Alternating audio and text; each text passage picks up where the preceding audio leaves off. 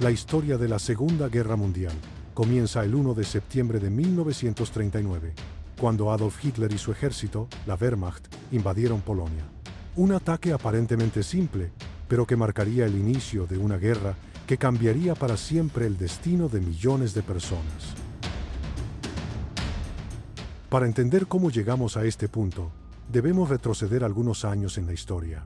En 1933, Adolf Hitler llegó al poder en Alemania, un país que aún sufría las secuelas de la Primera Guerra Mundial. Tras la derrota de Alemania, el país fue obligado a firmar el Tratado de Versalles, lo que dejó al pueblo alemán humillado y empobrecido. La República de Weimar, nombre de Alemania en esa época, estaba sumida en una grave crisis económica, con una inflación descontrolada y el desempleo a niveles históricos. Este contexto de caos fue aprovechado por Hitler y su partido, el partido nazi, para ganar apoyo popular. El mensaje de Hitler era claro: restaurar la grandeza de Alemania. Prometió eliminar las humillaciones impuestas por el Tratado de Versalles y devolverle a Alemania su poderío. Para lograrlo, propuso una expansión territorial agresiva, lo que marcaría el comienzo de su ambición de crear un gran Reich, gran imperio alemán. En 1938, Hitler comenzó a llevar a cabo sus planes de expansión. En marzo de ese año, Alemania anexó Austria en lo que se conoció como el Anschluss. Este fue un paso decisivo en la reactivación del poder alemán, violando abiertamente los tratados internacionales que prohibían la anexión de cualquier país vecino. En septiembre del mismo año, Hitler exigió la cesión de los Sudetes, una región de Checoslovaquia habitada por una gran población de etnia alemana. Las potencias europeas, como Francia y el Reino Unido, intentaron evitar el conflicto a toda costa y a través de los acuerdos de Múnich cedieron a las demandas alemanas. A cambio de la paz, entregaron los Sudetes a Alemania, sin consultar a Checoslovaquia. El acuerdo fue firmado por Hitler, el primer ministro británico Neville Chamberlain, el presidente francés Édouard Daladier y el dictador italiano Benito Mussolini. Este acto fue interpretado como una política de apaciguamiento, pero no detuvo las ambiciones de Hitler. En lugar de frenar su expansión, lo animó a seguir adelante con sus planes. Antes de invadir Polonia, Hitler necesitaba asegurarse de no tener que luchar en dos frentes, algo que la experiencia de la Primera Guerra Mundial le había enseñado a evitar a toda costa. Por eso, en agosto de 1939, firmó el pacto Ribbentrop-Molotov con la Unión Soviética. Este pacto de no agresión sorprendió a muchos, ya que el nazismo y el comunismo eran ideologías completamente opuestas. Sin embargo, ambos dictadores, Hitler y Stalin, vieron este acuerdo como una estrategia para asegurar su dominio en Europa. El pacto no solo garantizaba que Alemania no enfrentaría a los soviéticos al invadir Polonia, sino que también dividía el territorio polaco en dos. Alemania se quedaría con el oeste y la Unión Soviética con el este. Un acuerdo que condenó a Polonia a ser invadida por dos potencias extranjeras al mismo tiempo. A la madrugada del 1 de septiembre de 1939, la Wehrmacht, el ejército alemán, cruzó la frontera polaca sin previo aviso, dando inicio a la invasión de Polonia. Este ataque no solo fue sorpresivo, sino que también marcó el comienzo de una nueva táctica de guerra, la Blitzkrieg, o guerra relámpago. La Blitzkrieg era una estrategia militar que combinaba el uso de fuerzas aéreas, tanques y tropas motorizadas para golpear rápidamente al enemigo y desbordarlo antes de que pudiera reaccionar. Las fuerzas alemanas avanzaban con una velocidad y una contundencia impresionantes, bombardeando ciudades, destrozando defensas y avanzando rápidamente hacia el interior del país. En cuestión de días, las fuerzas polacas fueron superadas y las ciudades comenzaron a caer una tras otra. Mientras las tropas alemanas avanzaban por el oeste, el ejército soviético invadió Polonia desde el este el 17 de septiembre de 1939, tal como se había acordado en el pacto Ribbentrop-Molotov.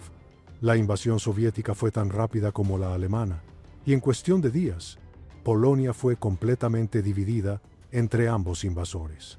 La situación de los polacos se volvió desesperada. Fueron ocupados por dos potencias extranjeras y sometidos a una brutalidad sin igual.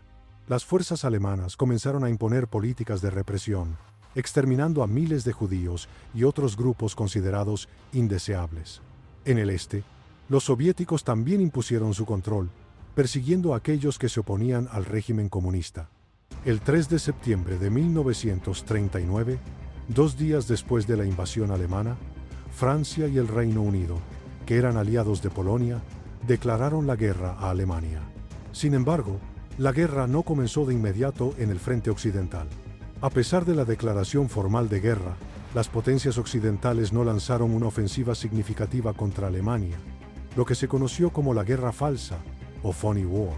Durante los primeros meses de la guerra, no se produjeron enfrentamientos importantes en el oeste. Con Polonia ya dividida, Hitler concentró su atención en Europa Occidental y comenzó a preparar una ofensiva que sorprendería al mundo. Su objetivo era simple: derrotar a Francia antes de que el Reino Unido pudiera convertirse en una amenaza real. Para lograrlo, recurre nuevamente a la Blitzkrieg, la guerra relámpago, combinando rapidez, sorpresa y fuerza abrumadora. El 10 de mayo de 1940, Alemania pone en marcha su plan. Primero, invade Dinamarca y Noruega, asegurando el control del Mar del Norte y recursos esenciales para su ejército. La caída de estos países fue cuestión de semanas, pero esto era solo el preludio. Ese mismo día, Alemania lanza su ataque principal contra los Países Bajos, Bélgica y Luxemburgo, Francia y el Reino Unido, creyendo que el ataque real vendría a través de Bélgica. Como en la guerra anterior, envían sus mejores tropas hacia el norte para enfrentarlo. Pero Hitler tenía un plan mucho más audaz.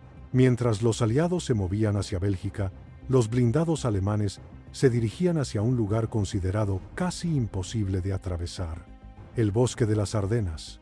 Era una región montañosa, densa y estrecha, que los mandos franceses creían inaccesible para vehículos pesados.